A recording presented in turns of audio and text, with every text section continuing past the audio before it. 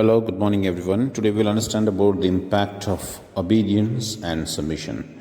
We'll also see what is fear and what is the main cause of disobedience. So, as I said, it's a very small video regarding obedience and regarding fear. Most importantly, in our lives, obedience is very, very limited. Everyone is trying to give unnecessary reasons to become disobedient. This is wrong in the sight of Lord. No matter how much ever you pray, no matter how much ever you attend the services, if you are disobedient to the Lord's commandment, you will end up nowhere. Especially to those people. In normal life, they try to create lots of pandemic situations in the life. They try to create a lot of problems. ऐसे व्यक्तियों के लिए ये 5 minute का video बनाया हूँ मैंने। अगर आप बाइबल पढ़े तो बाइबल के अंदर में बहुत सारे ऐसी जगह पर लिखे हुए हैं कि परमेश्वर का भय मानना, ओबीडियंट रहना। लेकिन इंसान हमेशा क्या करते हैं? अपनी जिद पे अकड़ जाते हैं, अपने जिद पे रहते हैं और उसके बाद कहीं से कोई मदद नहीं मिलने पर परमेश्वर को ब्लेम करते हैं। अक्सर हमें देखा जाता है, हम अपने जिद पर अड़े रहते हैं। हमारे जीवन में कुछ फिलॉसफी है, हम उसे छोड़ेंगे नहीं। दूसरों के ऊपर ब्लेम लगाना ये इंसानी फितरत है। आज जब आप इस वचन को सुनेंगे, अपने दिल में, अपने मन में एक बात अच्छी तरीके से सोच लीजिए कि क्या परमेश्वर ने अपने किसी भी वचन में, या चाहे वो न्यू टेस्टामेंट हो या ओल्ड टेस्टामेंट हो, किसी में भी ऐसा लिखा है कि आप अपनी मनमानी करें और उसके बाद आप मेरे पास आए? नहीं। हाँ, आप चाहे न्यू टेस्टामेंट पूरी तरह से छान लीजिए या ओल्ड टेस्टामेंट को देख लीजिए, एक ही आपको इम्पोर्टेंस उसमें मिलेगा। वो ये है कि परमेश्वर का भय मानना। आप परमेश्वर का भय कैसे मानते हैं? परमेश्वर का भय मानते हैं जब आपको अपने अंदर में जो जिद या अपने अंदर की जो प्रॉब्लम या अपने अंदर का जो गुस्सा या अपनी अनकंट्रोलेबल फीलिंग्स को जब आप कंट्रोल करेंगे, तो वो है परमेश्वर का भय मानना। आमतौर पे जब आप घर में आप देख सकते हो, छोटी छोटी बातों में गुस्सा आ जाता है, लेकिन वो गुस्सा करने के लिए या फिर वो गुस्सा का कोई मतलब ही नहीं रहता है। आमतौर पे जब घर में नॉर्मल लड़ाई झगड़े तो होते रहते हैं, उस झगड़े पे भी लोग क्या करते हैं ना, 15 साल पुरानी दुश्मनी निकालते हैं, 20 साल पुरानी दुश्मनी निकालते हैं।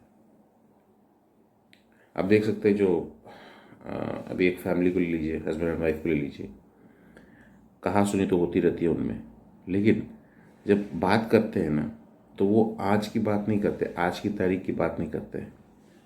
जब से उनकी शादी हुई तब से लेकर के आज की तारीख की जितनी भी बुराइयां हैं, जितनी भी शॉर्ट कमिंग्स है, सारे गिनते हैं, सारे बोल कर रख देते हैं और बाद में कहते हैं कि भाई शैतान ने हमारे घर में प्रॉब्लम किया, हमें झगड़ा किया।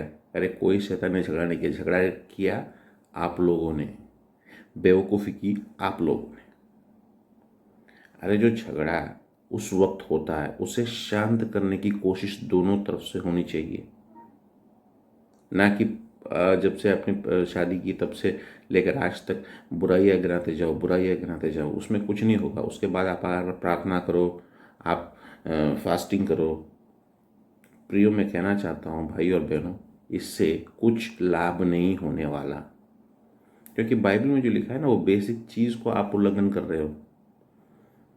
अभी लॉकडाउन जो हाल ही में था, भारत कंप्लीट इंडिया पूरा, इसमें पुलिस की गाइडलाइन थी कि आप घर से बाहर मत निकलो, और अगर आप घर से बाहर निकलते हो तो आप जो है एक प्रोटोकॉल होता है, नियम होते हैं, उस नियम के बेसिस पे आप घर से बाहर निकलो, आपको फॉर्म भरना पड़ता है, आप कहाँ जा रहे हो, कोई इमरजेंसी हो, मेडिकल इमरजेंसी हो या फिर कोई अन्य इमरजेंसी हो तो ही आप घर से बाहर निकल सकते हैं।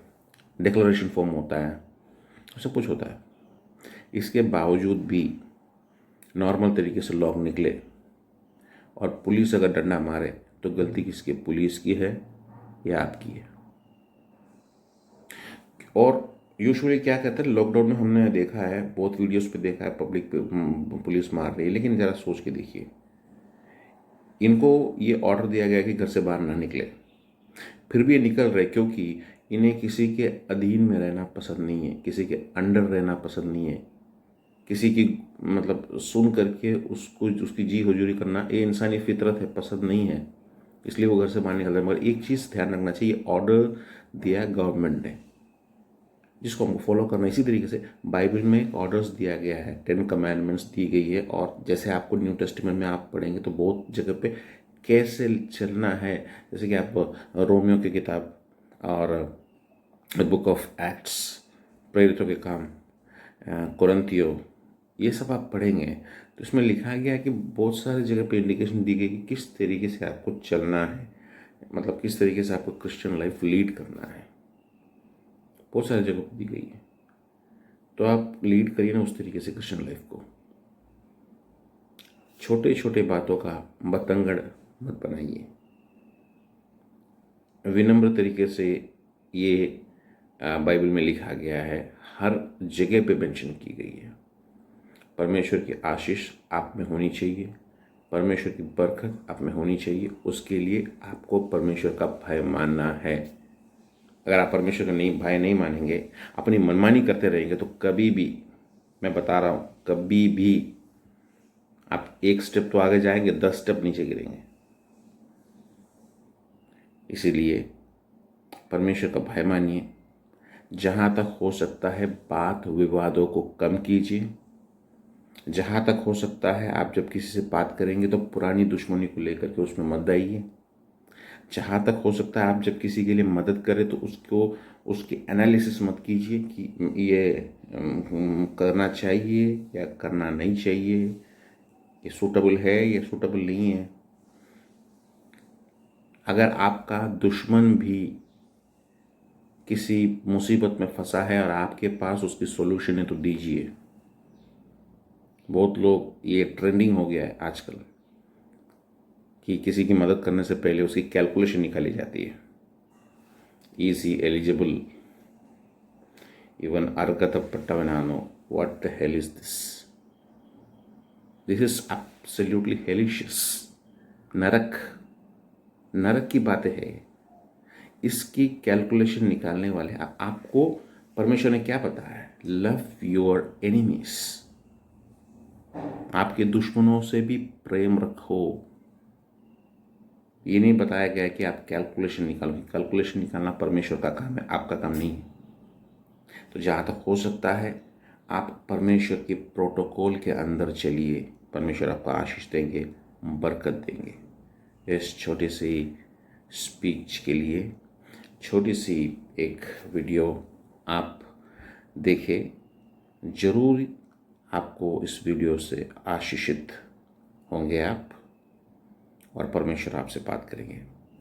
जय मसीह।